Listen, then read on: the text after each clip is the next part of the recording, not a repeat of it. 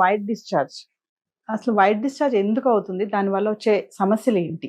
ఈ మధ్య కాలంలో ఇది బాగా ఉంది సమస్య. వైట్ డిశ్చార్జ్ అనేది కొంతమందికి తెలియటం లేదు. అసలు ఇది ఎందుకు వస్తుంది అనేది. అంటే దీనికి మెడికల్‌గా ఇమ్మీడియేట్‌లీ డాక్టర్‌ని కన్సల్ట్ చేయాల్సిందే అంటారా? సో బేసికల్‌గా మనం చూసుకున్నట్టయితే వైట్ డిశ్చార్జ్ అనేది natural normal lubrication of the vagina ఉండొచ్చు. ఫస్ట్ అండ్ ఫార్మోస్ట్ థింగ్ అది. రకరకాల డిశ్చార్జ్‌లు ఉంటాయి.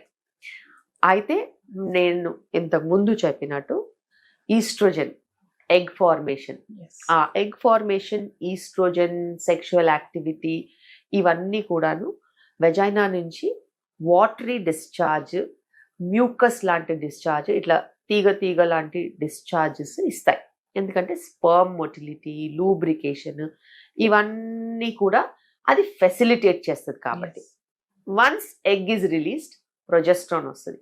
ప్రొజెస్ట్రాన్ వచ్చాక ఈ క్లియర్ మ్యూకాయిడ్ తీగలు లాంటి డిశ్చార్జ్ పోయి కొంచెము వైటిష్ డిశ్చార్జ్ వస్తుంది. ఎందుకంటే అది ప్రొజెస్ట్రాన్ బేస్డ్ డిశ్చార్జ్. ఆ డిశ్చార్జ్ వల్ల ఎటువంటి ఇరిటేషన్ కానీ లేకపోతే ఫౌల్ స్మెల్ కానీ కలర్ కానీ ఏమి ఉండదు.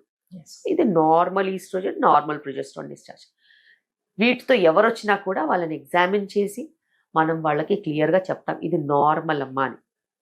అయితే white discharge yellow, green, red లేకపోతే కలిసిన తర్వాత ఎక్కువ అవ్వడము, లేకపోతే బ్లడ్ టింజ్డ్ డిశ్చార్జ్, లేకపోతే ఫౌల్ స్మెల్ కానీ, లేకపోతే ఎక్కువగా ఇరిటేషన్ ఉండి దురదలు వచ్చిన డిశ్చార్జ్ అవుతే అందులో ఇన్ఫెక్షన్ ఉండే ఛాన్సెస్ ఉంటాయి.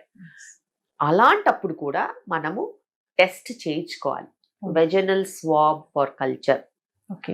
అలాగే KOH గ్రామ్ స్టెయిన్ అని కూడా ఉంటుంది. ఫంగల్ ఏదైనా ఉంటే కరెక్ట్గా మనము ఫంగల్ ఇన్ఫెక్షనా, బ్యాక్టీరియల్ ఇన్ఫెక్షనా, బ్యాక్టీరియల్ ఇన్ఫెక్షన్ అయితే ఏ బ్యాక్టీరియా, ఫంగల్ అయితే ఏం ఫంగస్, దానికి ఏ మెడిసిన్ పనిచేస్తుంది, అంత క్లియర్గా టెస్ట్ రిపోర్ట్స్ ఉంటాయి.